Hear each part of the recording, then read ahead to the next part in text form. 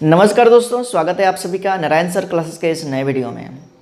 Class 10 biology का नया chapter start कर रहे हैं जो है जीव जनन कैसे करते हैं। एनसीईआरटी बुक को आप फॉलो कर रहे हैं तो चैप्टर नंबर 8 मिलेगा और यह बायोलॉजी का पार्ट है। बायोलॉजी के पहले अध्याय में आपने सीखा है जैव प्रक्रम के बारे में, यानी कि लाइफ प्रोसेसेस के बारे में। जीवन के लिए जो क्रियाएं होती हैं शरीर में, जीवों के शरीर में, उन्हीं क्रियाओं को जैव प्रक्रम कहा जाता है। जैसे कि श्वसन, पोषण, उत्सर्जन। उसी प्रकार से जनन भी एक प्रकार का जैव प्रक्रम है। जनन भी एक प्रकार का जैव प्रक्रम है जिसे इंग्लिश में बोला जाता है रिप्रोडक्शन। इसकी परिभाषा है क्या? तो प्रत्येक जीव अपने ही जैसा नया जीव उत्पन्न करता है और जीवों द्वारा अपने ही जैसा नया जीव उत्पन्न करने की क्रिया को जनन कहते हैं। जीवों द्वारा अपने ही जैसा नया जीव उत्पन्न करने की क्रिया को क्या कहते हैं? जनन कहते हैं। यानी कि जीवों द्वारा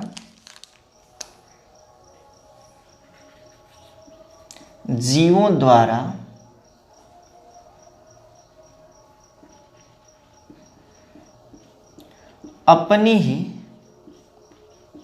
जैसा नया जीव उत्पन्न करने की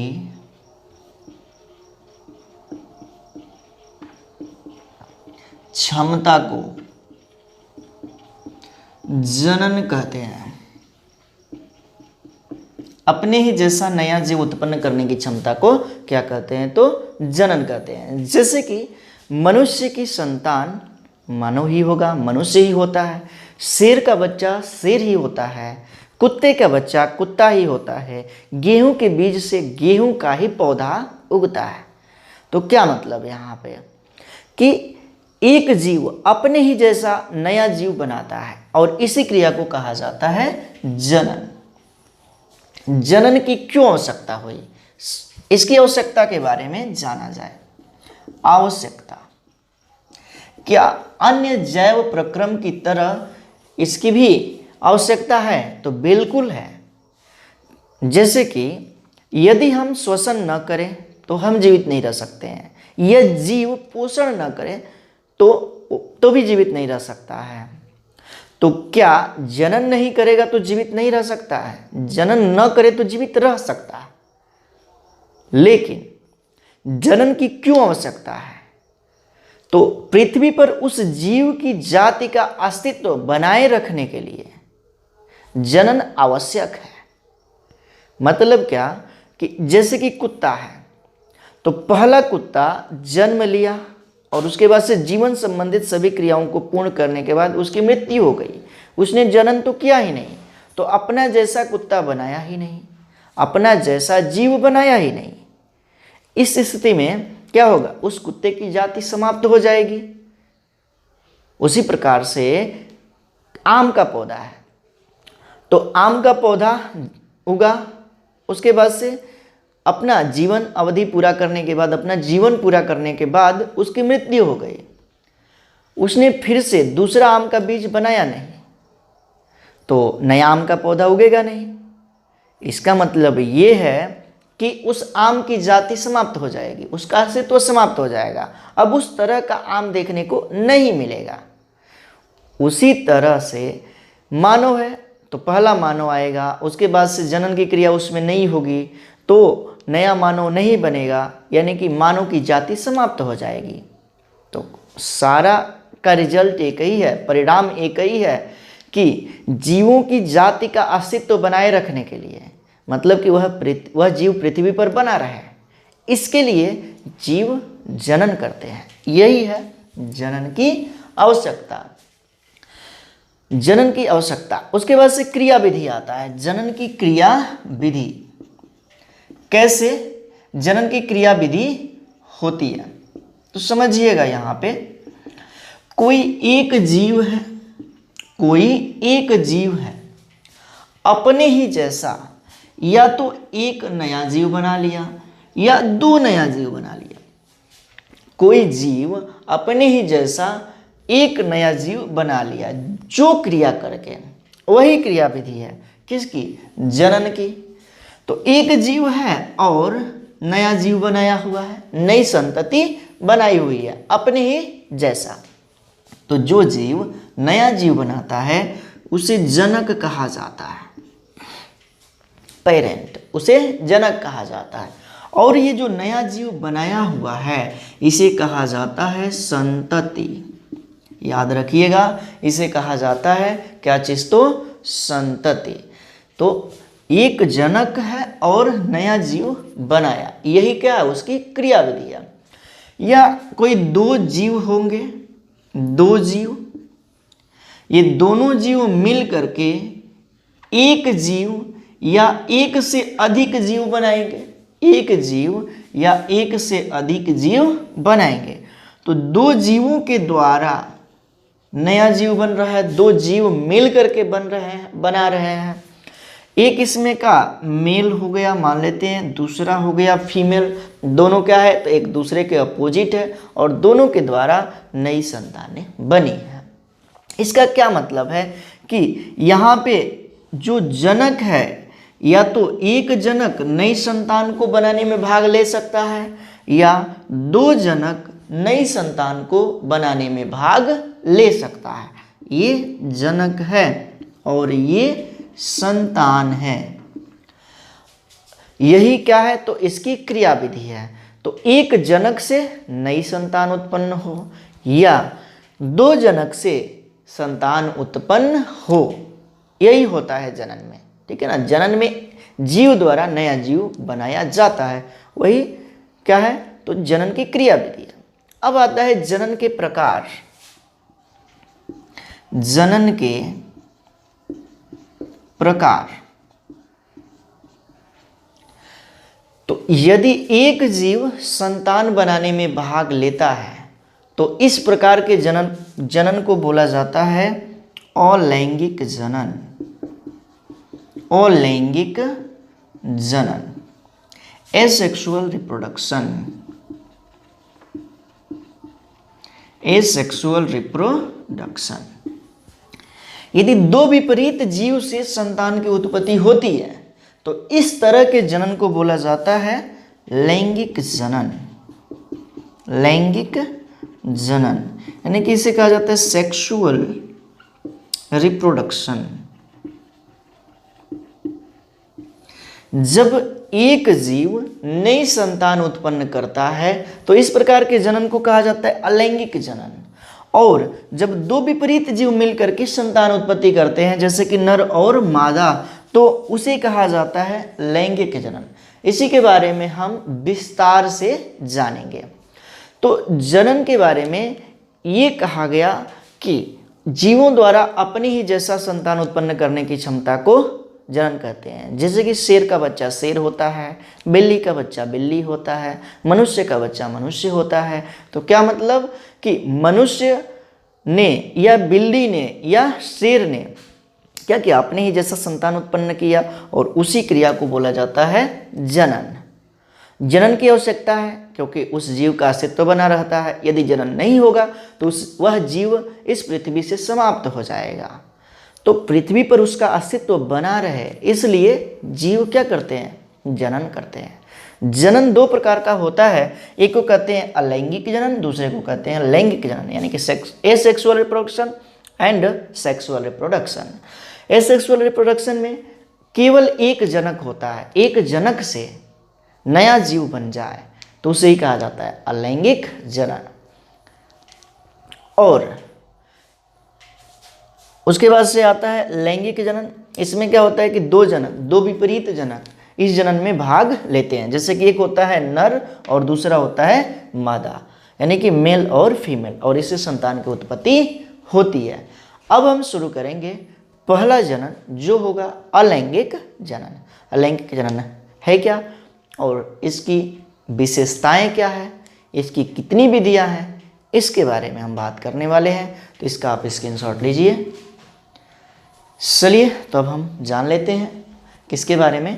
तो अलैंगिक जनन के बारे में। अलैंगिक जनन है क्या, उसकी विशेषताएं क्या है और उसकी कितनी विधियां, इसके बारे में।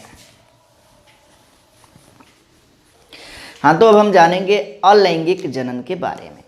अलैंगिक जनन यानी कि एसेक्सुअल रिप्रोडक्शन। एसेक्सुअल रिप्रोडक्शन क्या होता है? तो जनन की वह प्रक्रिया जिसमें केवल एक जनक भाग लेता है उसे कहा जाता है अलैंगिक जनन यानी कि एसेक्सुअल रिप्रोडक्शन। जनन की वह प्रक्रिया जिसमें केवल एक जनक भाग लेता है, जिस जनन में केवल एक जनक भाग लेता है। मतलब क्या? तो एक ही जनक नई संतान को उत्पन्न करता है। तो इस प्रकार के जनन को कहा जाता है अलैंगिक जनन यानी कि एसेक्सुअल रिप्रोडक्शन। इसे कहा जाएगा एसेक्सुअल रिप्रोडक्शन। जैसे कि यह एक जनक है, ये क्या है? तो एक जनक है। यह क्या किया? तो अकेले यह क्षमता रखता है अपने ही जैसा संतान बनाने के लिए। यह अपने जैसा संतान बनाने के लिए अकेले ही क्षमता रखता है।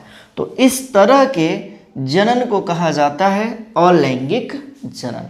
इस तरह के जनन को कहा जाता है अलैंगिक जनन। अब इस अलैंगिक जनन की क्या विशेषताएं हैं, उन विशेषताओं के बारे में जाना जाए तो सबसे पहली बात वही जो हमने बताया, एक जनक यहाँ पे भाग लेता है, यानी कि सिर्फ एक ही जनक होता है। तो यही एक जनक है जिससे कि नया संतान उत्पन्न हुआ है। तो इस जनन में केवल एक ही जनक भाग लेता है। सबसे पहली विशेषता ये है। दूसरी विशेषता है कि इनमें शुक्राणु या अंडाणु भाग नहीं लेते हैं। ये शुक्राणु या अंडाणु क्या होते हैं लैंगिक जनन में हम बताएंगे। और जैसे कि नर भाग में शुक्राणु बनता है यानी कि नर युग्मक होता है, और मादा भाग में अंडाणु बनता है यानी कि वह मादा युग्मक होता है। दोनों संयोजित होकर के संतान बनाते हैं। लेकिन ये चीज़ें अलैंगिक जनन में खूब अच्छे से समझ में आएगा। तो यहाँ पे केवल इतना ही याद रखिए कि इस प्रकार के जनन में शुक्राणु और अंडाणु का निर्माण नहीं होता है। अगला जो विशेषता है, समसूत्री कोशिका का विभाजन होता है इसमें। समसूत्री कोशिका का, तो दूसरी प्रकार से भी कोशिका का विभाजन होता है, बिल्कुल होता है। तो जो जीव शरीर है बहुत सारी कोशिकाओं का बना होता है।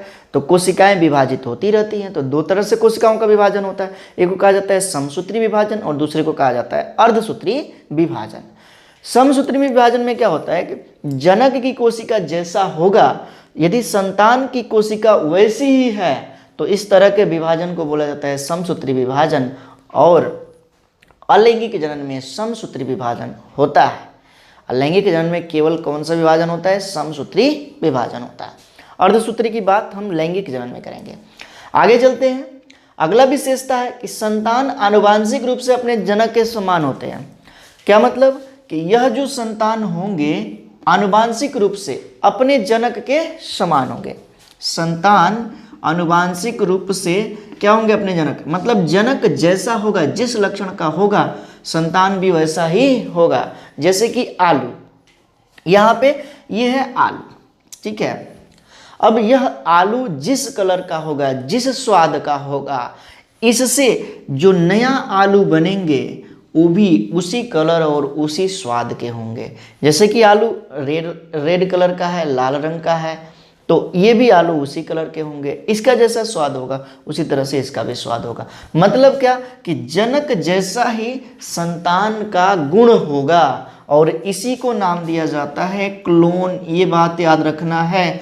अलैंगिक जनन में क्लोन होता है और जनक और संतान के गुण एक जैसे होते हैं, इसे ही कहा जाता है क्लोन, यानी कि इसमें क्लोन होता है। अगली विशेषता क्या है? कि संतान ज़्यादा संख्या में और जल्दी उत्पन्न होता है। इस जनन से संतान अधिक संख्या में, यानी कि 1 से 2, 2 से 4, 4 से 8, इस तरह से बहुत अधिक संख्या में उत्पन्न होते हैं और जल्दी उत्पन्न होते हैं। उसके बाद से अगली विशेषता होगा कि इस प्रकार का जनन यानी कि अलैंगिक जनन निम्न कोटि के पौधों और जंतुओं में होता है। निम्न कोटि के जंतुओं में यानी कि एक कोशिकीय जंतुओं में होता है, या जो बहुत ही निम्न होते हैं, निम्न कोटि के, हम लोगों के शरीर में नहीं होता, क्योंकि हम लोगों का शरीर बहुत ही जटिल है। तो जटिल जीवों में अलैंगिक जनन नहीं होता है, निम्न कोटि के जीवों में अलैंगिक जनन पाया जाता है। ये है इसकी विशेषता। आगे है निषेचन की आवश्यकता नहीं होती है, इस जनन में निषेचन की आवश्यकता नहीं होती है। वही बात, नर और मादा युग्मक जब जुड़ते हैं तो इसी क्रिया को निषेचन कहा जाता है। इसमें युग्मक तो बन ही नहीं रहा, अंडाणु और शुक्राणु तो बन ही नहीं रहा, तो क्या इसमें निषेचन होगा? नहीं होगा। तो इसमें निषेचन नहीं होता, इस प्रकार के जनन में निषेचन नहीं होता। निषेचन की बात हम लैंगिक जनन में करेंगे। यहाँ तक बस इतना ही याद रखिए कि इसमें निषेचन नहीं होता है। निषेचन कैसे होता है ये चीज़ हम लैंगिक जनन में बताने वाले हैं। तो अब हम जानेंगे अलैंगिक जनन की विधियाँ या अलैंगिक जनन के प्रकार।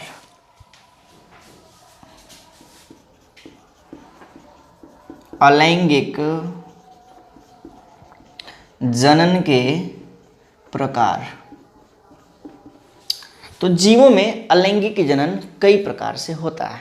अलैंगिक जनन कई प्रकार से होता है, जिसमें पहला हमें पढ़ना है वो है विखंडन यानी कि फिजन। पहला हो जाएगा विखंडन, यहाँ पे देखते हैं विखंडन, इसी को बोला जाता है फिजन।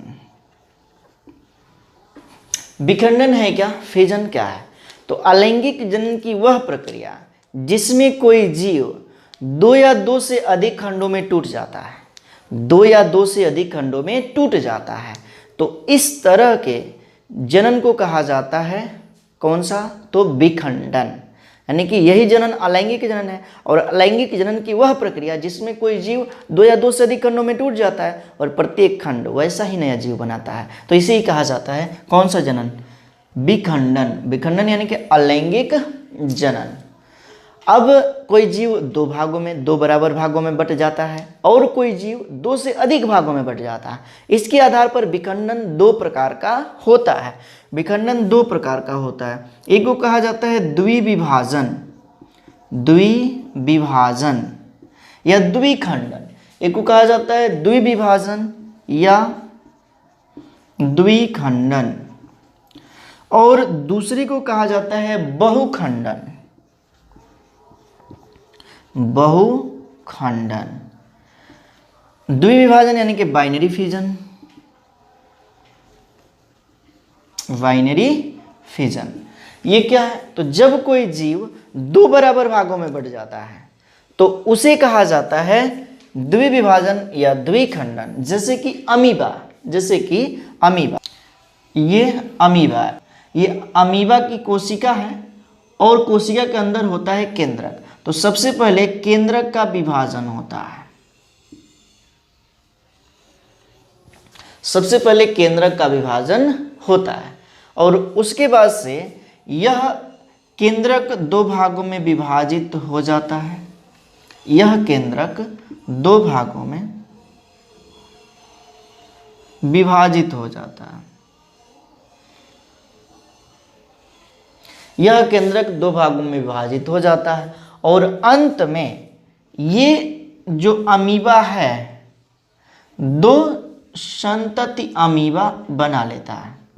अंत में अमीबा दो संतति अमीबा बना लेता है और इसी को एक अमीबा से दो अमीबा का निर्माण हो गया और इसे ही कहा जाता है कौन सा विभाजन? तो द्विविभाजन। इसे ही कहते हैं द्विविभाजन। ये क्या है? तो संतति है। ये क्या है?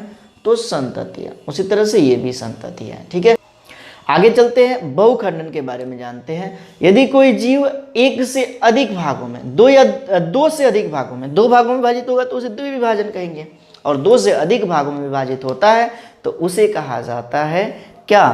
तो बहुखंडन। उसे कहते हैं बहुखंडन। जैसे कि यूलोथ्रिक्स, इसका एग्जाम्पल था द्विविभाजन का अमीबा, अमीबा, और इसका एग्जाम्पल हो जाएगा यूलोथ्रिक्स, यूलोथ्रिक्स। और जो विखंडन है केवल एक कोशिकीय जीवों में ही संभव है फिजन। एक कोशिकीय जीवों में, सबसे सरलतम जीव, एक कोशिकीय जीव में ही संभव है क्या चीज? तो विखंडन। तो एक विधि हमने यहाँ पे बता दिया विखंडन का, आप इसका स्क्रीनशॉट लीजिए और उसके बाद से हम बताएंगे इस अलैंगिक जनन की दूसरी विधि जो होगा मुकुलन यानी कि बडिंग। चलिए तो दूसरी विधि जानते हैं मुकुलन के बारे में।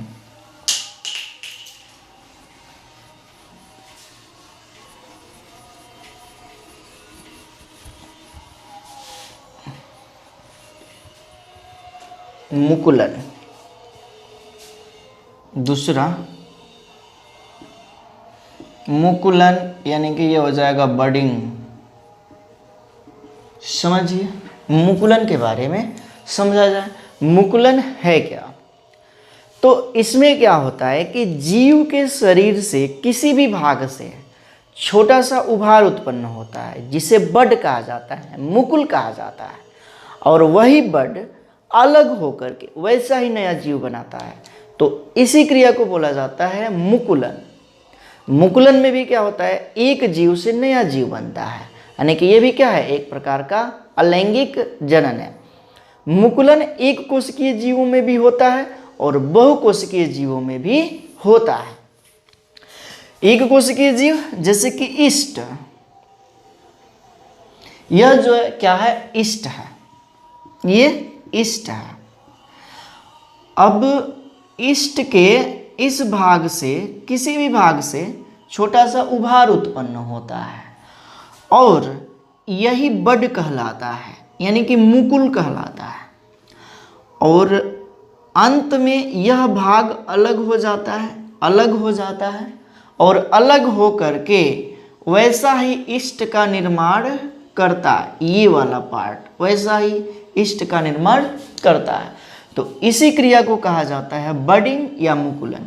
ये एक कोशिकीय जीव में भी होता है क्योंकि ईस्ट कैसा है, तो एक कोशिकीय जीव है, एक कोशिकीय। और बहुकोशिकीय जीव में भी होता है, बहुकोशिकीय, जैसे कि हाइड्रा। याद रखना है बहुकोशिकीय जीव कौन सा होगा, तो हाइड्रा। जैसे कि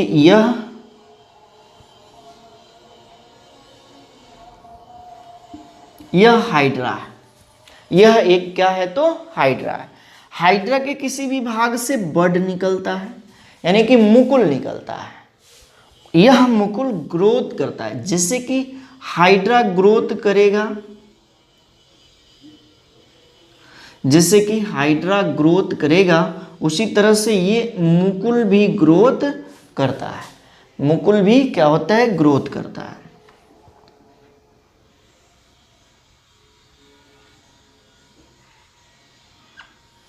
ये मुकुल भी क्या होता है, तो ग्रोथ करता है।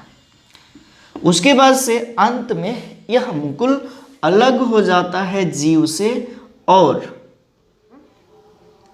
वैसे ही हाइड्रा का विकास कर लेता है, वैसा ही हाइड्रा का विकास कर लेता है। तो इस तरह के जनन को बोला जाता है मुकुलन यानी कि बडिंग। यहाँ भी एक जीव से नया जीव बन रहा है, तो कौन सा जनन हो गया, अलैंगिक। और अलैंगिक जनन की यह कौन सी विधि है, तो मुकुलन यानी कि बडिंग। अलैंगिक जनन की कौन सी विधि है, तो मुकुलन यानी कि बडिंग। उसके बाद से अगला आएगा जो होगा अपखंडन।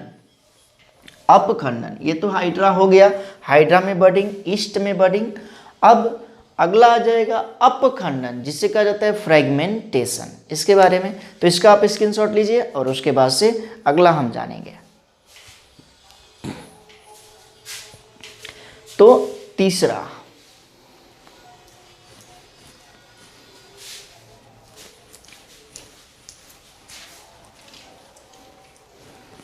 जो तीसरा होगा वो है अपखंडन।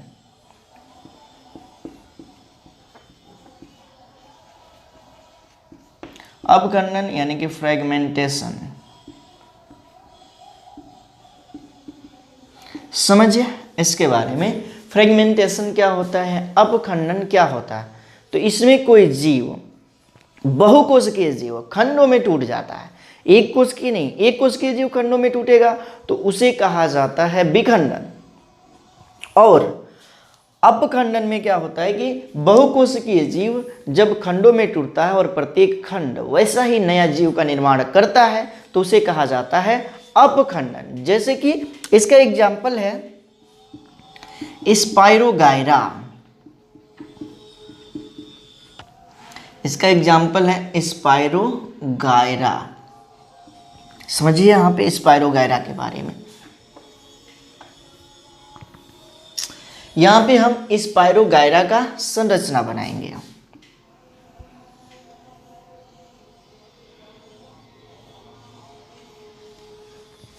यह मान लेते हैं एक स्पायरोगायरा है, स्पायरोगायरा है।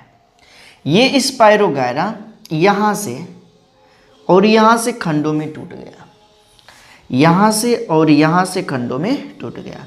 तो ये वाला भाग फिर से नया स्पायरोगायरा बना लेगा।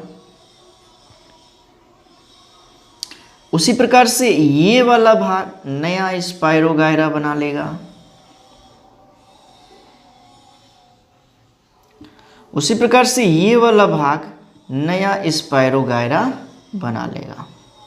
तो क्या हो गया, यहाँ पे एक स्पायरोगायरा किसी भी कारण से खंडों में टूटा और कई स्पायरोगायरा का निर्माण कर लिया। तो इसी को कहा जाता है अपखंडन यानी कि फ्रेगमेंटेशन। ये बहुकोशिकीय जीवों में होता है, बहुकोशिकीय।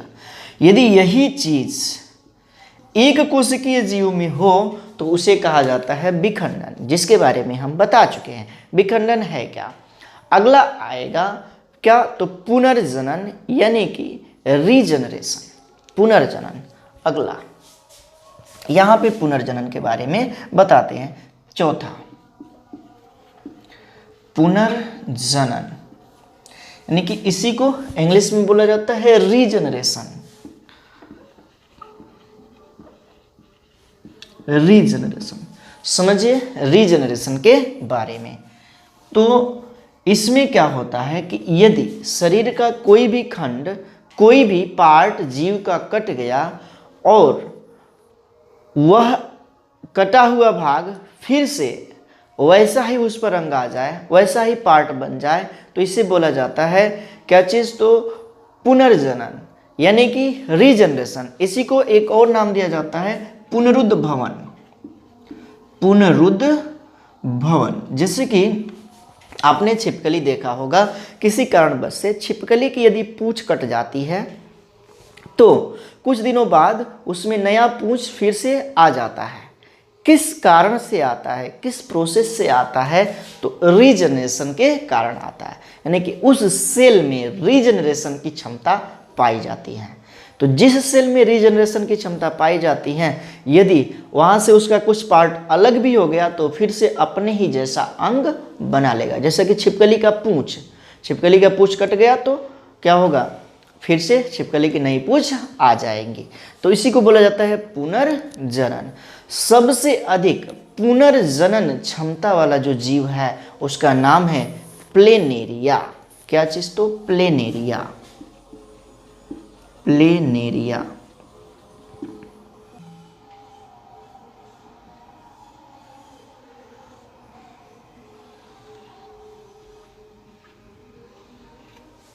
यह एक प्रकार का प्लेनेरिया है, ठीक है। ये क्या है, तो एक प्रकार का प्लेनेरिया है। यदि इसका ये पार्ट अलग हो गया या ये पार्ट अलग हो गया या ये पार्ट अलग हो गया, जैसे कि यही पार्ट अलग हो गया, ठीक है, यही पार्ट क्या हो गया है, अलग हो गया, तो धीरे धीरे इसमें क्षमता होती है कि पूरा शरीर बना ले, इस तरह का पूरा शरीर क्या हो जाए तो बना ले। ये पार्ट यदि अलग हुआ है तो उसी प्रकार से ये पार्ट भी अलग होगा तो इसमें भी क्षमता होगी धीरे धीरे पूरा शरीर बना लेने की। जैसे कि ये वाला पार्ट अलग हो गया, ये वाला, तो इतना जो है भाग अलग हुआ है, इसमें क्षमता होती है कि धीरे धीरे क्या हो जाए, ऊपर वाला जो पोर्शन है वो बना ले। तो इसी को बोला जाता है पुनरुद्ध भवन या पुनर्जनन। तो ये भी क्या है, अलैंगिक जनन का एक भाग है। इतनी बातें आप समझ लिए हैं, इसका आप स्क्रीनशॉट लीजिए और उसके बाद से हम अगला बताएंगे जो होगा बीजाणु जनन। चलिए तो हम अगला देख लेते हैं, कौन सा, तो बीजाणु जनन।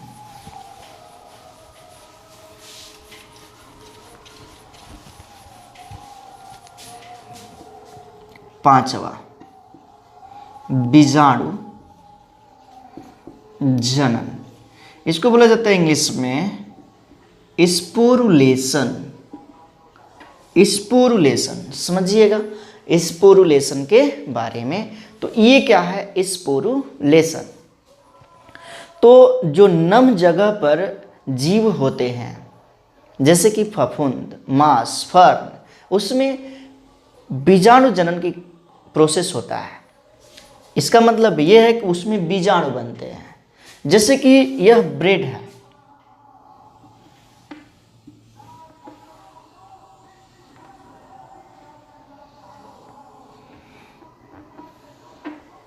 यह ब्रेड है, इस पर नमी है। क्या है? तो नमी है। तो क्या होता है कि इस पर भूरे रंग का पार्ट आकर के जमा हो जाता है, यानी कि भूरे रंग का पार्ट दिखाई देने लगता है। जैसे कि गीला जूता हो, उसको भी कुछ दिनों तक छोड़ देंगे तो उसमें भी भूरे रंग की आकृतियां बन जाती हैं। वही क्या है? फफूंद है, मांस है, फर्न है। अब वह भूरा पार्ट यदि यहाँ से हट करके कहीं और गया तो वैसा ही भूरा पार्ट बनाएगा, यानी कि नया जीव बनाएगा, नया फफूंद बनाएगा, नया मांस बनाएगा, नया फर्न बनाएगा। और इस तरह से ये क्या है? तो यहाँ से अलग होकर के जा रहा है, वही चीज़ क्या है? बीजाणु है। और इस तरह के जनन को बोला जाता है बीजाणु जनन। बीजाणु जनन। तो यहाँ पे अलैंगिक जनन की सभी विधियाँ समाप्त होती है। अब हम जानेंगे पौधों में अलैंगिक जनन। चलिए देख लेते हैं पौधों में अलैंगिक जनन।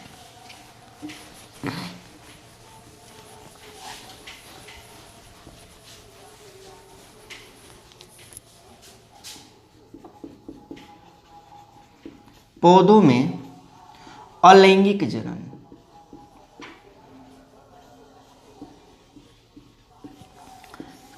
तो पौधों में दो तरह का जनन पाया जाता है, एक है अलैंगिक जनन और दूसरा है लैंगिक जनन। लैंगिक जनन उसमें पुष्प द्वारा या फूल द्वारा होता है, मतलब कि पुष्प में उसके लैंगिक भाग होते हैं और पुष्प द्वारा पौधे लैंगिक जनन करते हैं। लेकिन अलैंगिक जनन की बात हो रही है, पौधों में अलैंगिक जनन कैसे होता है?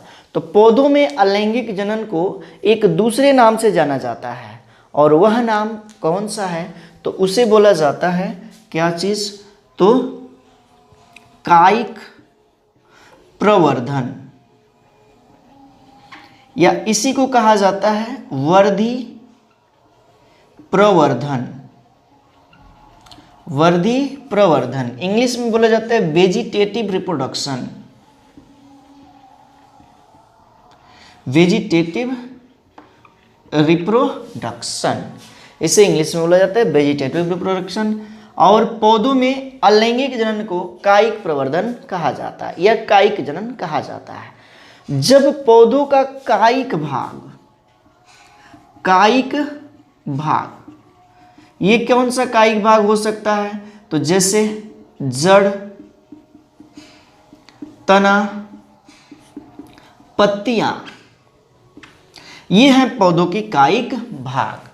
ये पौधों से अलग होकर के उसी तरह का नया पौधा बना ले तो इस तरह के जनन को बोला जाता है कायिक जनन या वर्धी जनन। इस तरह के जनन को कहा जाता है क्या चीज? तो कायिक जनन या वर्धी जनन। यानी कि पौधों का यदि जड़ अलग हो जाए, यदि जड़ से नया पौधा बन जाए, ये पौधों का जड़ कायिक भाग है, तना से नया पौधा बन जाए, मतलब कि उसमें नया पौधा बनाने की क्षमता हो, पत्तियों में नया पौधा बनाने की क्षमता हो, तो इस तरह के जनन को कहा जाता है कायिक प्रवर्धन या वर्धी प्रवर्धन। ये भी क्या है? अलैंगिक जनन नहीं है, पौधों में इसे कायिक प्रवर्धन या वर्धी जनन के नाम से जाना जाता है। चलिए अब एक एक करके जानते हैं कि पौधों में कैसे कायिक प्रवर्धन होता है, वर्धी जनन होता है। कायिक भाग से कैसे कायिक प्रवर्धन या कायिक जनन होता है? तो कायिक जनन की भी या कायिक प्रवर्धन की भी दो विधियां हैं। एक कौन सी है? तो एक विधि को कहते हैं प्राकृतिक विधि। प्राकृतिक विधि या प्राकृतिक कायिक प्रवर्धन, प्राकृतिक कायिक जनन। इसमें सबसे पहले जड़ द्वारा। मतलब कि जब जड़ें स्वयं वैसा ही नया पौधा उत्पन्न करती हैं, एक पौधे की जड़ वैसा ही नया पौधा उत्पन्न करती हैं जड़ द्वारा, यानी कि उसकी जड़ है, ये कोई पौधा है, ये कोई पौधा है, ये इसकी जड़ें हैं। ये जड़ें फिर से उसी तरह का नया पौधा उत्पन्न करती हैं, तो इस तरह के जनन को कहा जाता है जड़ द्वारा कायिक प्रवर्धन या जड़ द्वारा जनन। यानी कि जड़ से ये हो रहा है। यह जनन कैसे हो रहा है? तो जड़ से हो रहा है। जैसे कि एग्जाम्पल हो जाएगा इसका डहेलिया, शकरकंद, शकरकंद, ये इसका एग्जाम्पल हो जाएगा, डहेलिया, शकरकंद। उसके बाद से अगला आ जाएगा तना द्वारा, तना द्वारा प्राकृतिक कायिक प्रवर्धन या कायिक जनन। जैसे कि साधारण सी भाषा में आप लोग देखे होंगे गुलाब, तो गुलाब का पौधा, गुलाब के पौधे की जो तना है उसको काट करके ले जा करके कहीं दूसरे स्थान पे लगा दिया जाता है, तो वैसा ही गुलाब बन जाता है। तो क्या हुआ? वही है कायिक प्रवर्धन यानी कि कायिक जनन। अब तना द्वारा बात करते हैं। जब तना द्वारा नया पौधा उत्पन्न हो तो उसे कहा जाता है तना द्वारा कायिक प्रवर्धन। जैसे कि दूधिया घास या जैस्मिन, ये क्या है? तो दूधिया घास है, तो ये इसका तना है। ये वाला भाग भूमि के अंदर जाता है, ये वाला भाग भूमि के अंदर जाता है और फिर से नया वैसा ही घास उत्पन्न कर देता है। फिर ये वाला भाग भूमि के अंदर जाएगा और वहाँ पे फिर से नया उसी तरह का घास उत्पन्न कर देता है। तो ये क्या है? स्वयं हो रहा है। तो जो स्वयं होता है जनन कायिक भाग से, उसी को तो कहा जाता है प्राकृतिक कायिक जनन। और ये हो गया तना द्वारा। ये दूधिया घास में ही नहीं होता, और भी एग्जाम्पल है, जैसे कि आलू या अदरक। आलू की बात करते हैं यहाँ पे, तो ये आलू है, ठीक है, ये आलू है। तो देखे होंगे कि आलू में इस तरह से कलिकाएं निकली होती हैं जिसे आँख कहा जाता है। और यही पार्ट यदि आलू को भूमि में दबा दिया जाता है तो यहीं से नया पौधा बन जाता है, यहीं से नया पौधा बन जाता है। तो यही क्या है? इसी तरह के जनन को तो कहा जाता है कायिक जनन। और किसके द्वारा हो रहा है? जड़ द्वारा। उसी प्रकार से आलू हो गया या अदरक हो गया, आलू, अदरक, ये जैस्मिन, दूब घास, इसमें तना द्वारा कायिक जनन होता है, वो भी कृत्रिम, प्राकृतिक, कृत्रिम नहीं प्राकृतिक। उसके बाद से आता है पत्तियों द्वारा। अगला पत्तियों द्वारा प्राकृतिक कायिक जनक। तो एक पौधे की पत्ती है जिसका नाम है ब्रायोफिलम, इसका एग्जाम्पल आ जाएगा ब्रायोफिलम। समझिएगा ब्रायोफिलम के बारे में। तो ब्रायोफिलम की जो पत्तियां होती हैं उनमें क्षमता होती है वैसा ही पौधा बनाने का। जैसे कि यहाँ पर हम इस पत्ती को दिखा रहे हैं, बहुत ही चौड़ी चौड़ी ये पत्तियां होती है, बहुत ही चौड़ी चौड़ी, ठीक है, ये बहुत ही चौड़ी चौड़ी पत्तियां होती हैं। इस पर भी इस तरह की कलिका निकली होती है, जैसे कि आलू पर होता है यहाँ पे, उसी तरह से पत्तियों पर भी कलिका निकली होती है। जब ये पत्तियां, ये भाग पत्तियों वाला भूमि में जाता है तो इसमें से शाखाएं निकल जाती हैं, इसमें से शाखाएं निकल जाती हैं और वैसा ही ब्रायोफिलम का नया पौधा तैयार करती हैं। तो इसे कहा जाता है पत्तियों द्वारा कायिक जनन।